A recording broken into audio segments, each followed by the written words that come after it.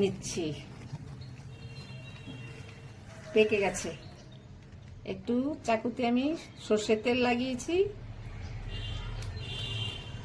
বাবা,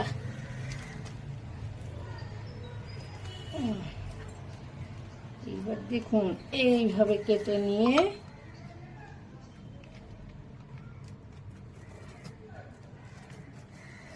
কাঁঠালটা মনে হচ্ছে বেশি পেকে গেছে। হরে কৃষ্ণ। বাহ, খুব সুন্দর তো কাঁঠালটা। ঠিক